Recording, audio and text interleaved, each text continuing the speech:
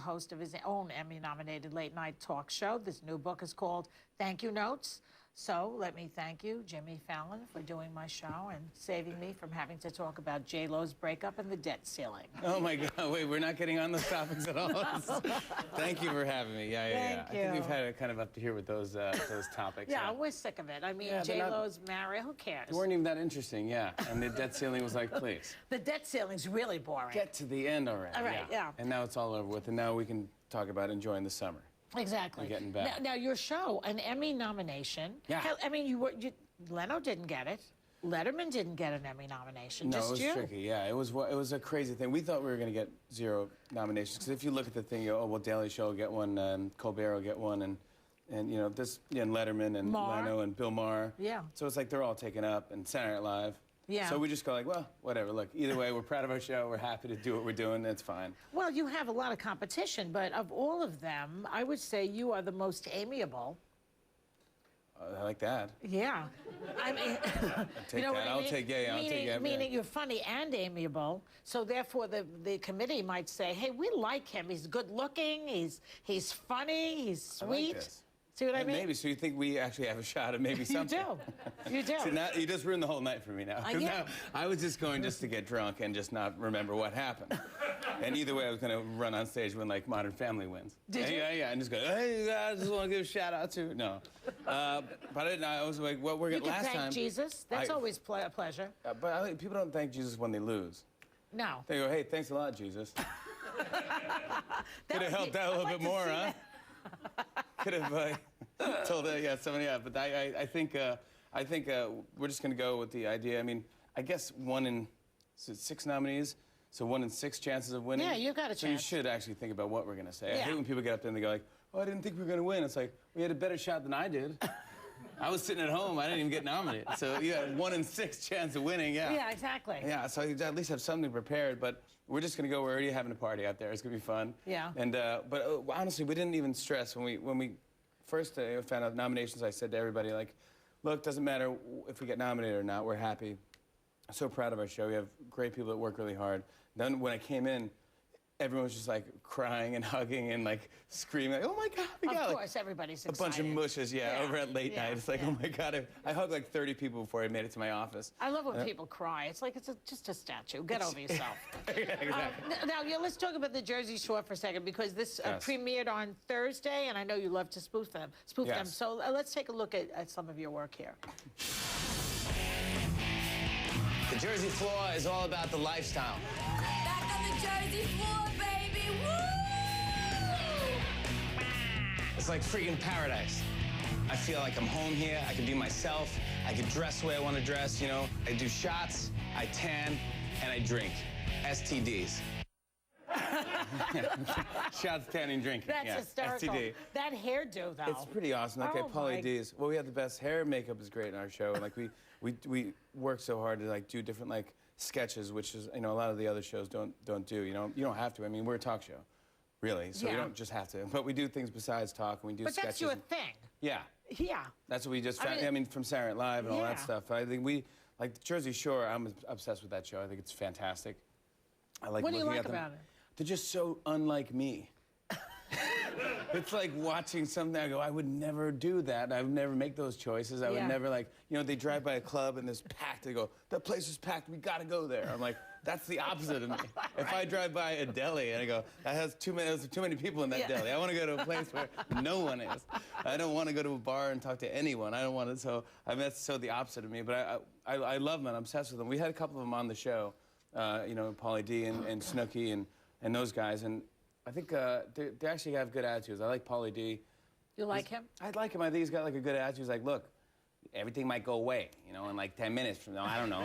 I'm just making all the money I can make now, you know? He's smart. I was like, yeah, it could all go away. Doesn't the Situation or whatever his name is, doesn't he say the same thing? They copy each other. I don't know. Situation's got a different thing. They will say, hey, I'll say that. A lot of people say that Pauly D's abs are better than Situation's abs. Stop it. That's the real situation. How That's the real could that be? situation. I know. Isn't that it's the end of the world? It's the horsemen of the Well, apocalypse. now they went to Italy, to Florence, and they, you know, it's was like great. the Italians are like, get the hell out. I'm obsessed with it. It was great. Did you watch it? You don't watch it. I don't really like the show that much. You don't know. Well, I grew up with kids like that, and they tried to beat me up, so I don't like to watch them. It's like, yeah, it's like watch it, but it's interesting to see them like in Italy. I think what MTV should do is just keep them for 2 months for the rest of their lives, just going on some show, either in Jersey Shore or something, just to see how they age and who they become. Yeah. I'd be Or maybe interested, like send an them- experiment, like a social experiment. Send Remember that them movie to, 7 Up? Yeah. Remember that? 7 Up. It was like some guy did. It was almost like these little kids that were 7 years old, and then every 7 years he'd interview him again. Oh, yes. And he kept doing it until like one of them passed away recently. Uh-huh. I mean, he's running out of. They're all gonna It's getting to die. the end of their run, but It's going to be called 7 Down. fascinating. Yeah. Once it's 7 down, you know the movies are over with now. Yeah, it's all a retrospect, but it's a fascinating documentary to see how these kids grew up, who they ended up being. They kind of blamed the fame of these movies on how their life ended up. Wait a second, that's a great sketch for you. Like, do like 30 years from now, all bloated and fat. You know what I Jersey, mean? like, here's the situation. Like, Yeah. I got a real situation now. Yeah. It's like, That's a great sketch gotta get- for you. yeah. I love the fact that you can do sketches because, you know, Letterman and Leno, to name but two, they are stand-up comics. They're Yeah. not like, you have your whole experience as a sketch comic. yeah, I mean, yeah. And Saturday Night it's like Live a was a whole big. other, and yet you're very charming and you can do monologues, so you really have a leg up. Well, I think it's like even like Carson did sketches too. You know, Yes. good or bad, he did. You know. Those were hilarious. I mean, yeah. I mean, I loved him. So I mean, like, so that type of thing, like. You have so much time to fill Yeah, I know. at night, so it's like, I mean, do you ever see when Ed Ames throws the tomahawk on Carson? Yeah. And he goes to pull, the tomahawk lands between the cowboy's legs. Yes. And Ed Ames goes to grab it out, and Carson grabs his hand like, oh no, we got an hour to kill, buddy. We're gonna milk this. We're gonna milk this lad for a long time. Yeah. We're gonna look at that for a long time. It's like, he's so smart. You have so much time to fill. So you think of these different weird things to just keep people awake, and you know, I have great crew of writers. Like, you know, we've been doing a lot of I do musical impressions. You know, I used to do that in my stand-up Like act. what? Well, I used to do, like, say, like you, like I do a Neil Young impression, which a lot of people do. You happen to have a guitar here. I have a guitar here, yeah. I could just show you the difference between like a Neil Young and a Bob Dylan Okay. impression. So like, Neil Young is kind of a depressant. well, they're both. Neil Young also is like, it's almost, his harmonica is different too. Neil Young could be like, so say I'll do the theme song of Fresh Prince of Bel-Air as Okay. Neil Young. Sure, why not? As Neil Young, okay. This is a story all about how my life got flipped, turned upside down. I could take a minute, just sit right there. Tell you how I became the prince of a town called Bel Air.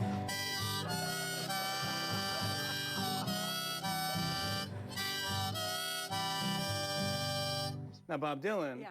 he just takes the highest part of the harmonica and just screeches it and just keeps blowing out. That's all he does. That's how he plays harmonica. Okay. So here's Bob Dylan doing a different theme song.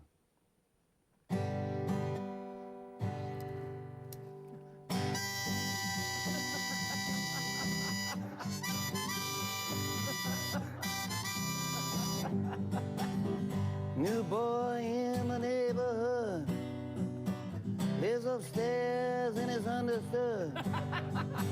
He's just there to take good care of me, like he's one of the family. Charles in charge of our days and our nights.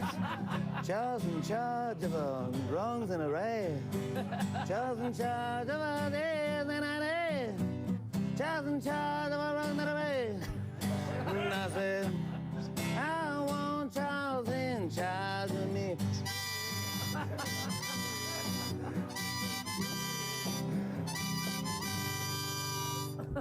That's the difference, it does. Very funny. But like you know, I got to give it to the writers on that. Like Mike DeCenzo is the writer that wrote those ideas, because I've done those impressions of those people. I could do impressions of a bunch of other people, but it's the idea of where You need a concept. where do you need a great concept. So Right. where do you put them? It's like, you know. So he was like, what if Neil Young sang, you know, Will Smith, you Yeah. know, or I sang Willow Smith. I sang Whip My Hair Back and Forth as Neil Young, and we got Bruce Springsteen to come on and put on a beard and a wig and sit and duet with me. He was going like, I was Neil, and I'm going like, whip my hair back and forth, And he's going, you gotta whip your hair, gotta whip your hair, oh, whip your hair. And he was it was the most bizarre thing ever to get Bruce Springsteen to put a wig on or anything. Like, I ended up we did Born to Run. I hosted the Emmys, and we did a spoof of Born to Run, like a Glee version. Oh, really? Yeah, it was fun. It was written by Amy Olzo, who's a great writer. And so we did this bit, and it was a success for us. And then Bruce saw that, and he's like, oh, I want to come on Jimmy's show, and we'll do a little thing, you know, like one of you wants to do a bit or something. That'd be fun. About 12 hours later, like, he's still talking. And then, my dad, when he used to call me on the phone. Yeah, it's like his concerts, yeah. So he did an encore on the phone. And so then he said, he goes, oh, I'll bring you just give me like a floppy hat. You know, I used to wear a floppy hat in the 70s, and I bring my own sunglasses, and we'll do that, and it'll be fun. So he came on the show, and he brought his actual sunglasses from the Born to Run tour. And then we got him a floppy hat, and he did it, and it was... He's the best. One of the most amazing... The boss is the best. Okay, we'll have more with Jimmy Fallon on the way. Sit tight.